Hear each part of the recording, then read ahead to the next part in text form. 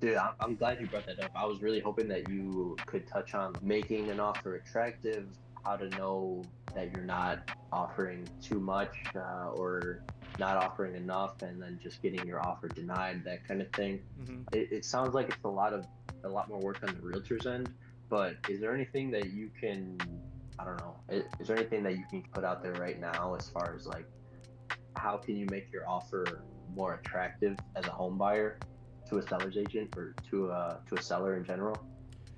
Yeah, so everything's situationally based, obviously. Knowing the trend in the existing market is important. Knowing if this is a property that's probably going to sell sooner than later. Knowing how many days in the market it is. If it's been there for 200 days, you have more wiggle room as to, like, listen, you have no buyers. You've been here for a while. Why is that? Maybe you could negotiate and figure out a way to offer still something attractive, but it's not something that's as breaking the bank because you see that there's opportunity there.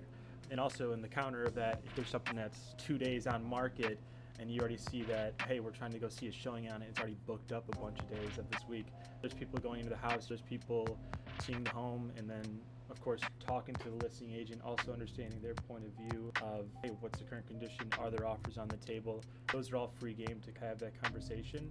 It's really up to the relationship that you have with the listing agents and the other brokers involved on what information you can gather. But in terms of like a contract offer, obviously being able to close a contract sooner than later is ideal.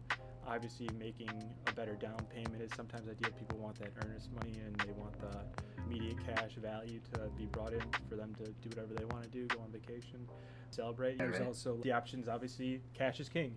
If you have availability to put down cash, obviously people are going to be like, oh, no, I'll close tomorrow if you're interested in actually doing this. But there is different advantages. You could also be contractually wise with, hey, I know that this is a competitive market. I know that there's multiple offers on the table.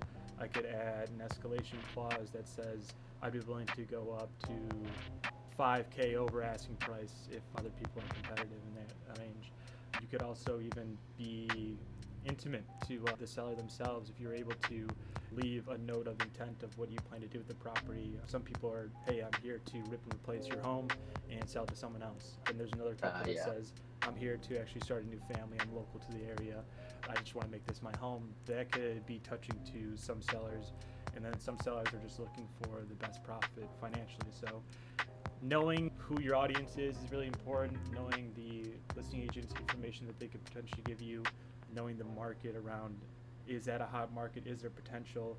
Do I know that if this is a renovation property for my client, that it's going to actualize into a higher current value than it is today?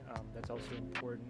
That's actually what a lot of people who are doing rehabs are interested in anyway. So those are just a few ways I could think of off the top of my head. No, it makes sense, man.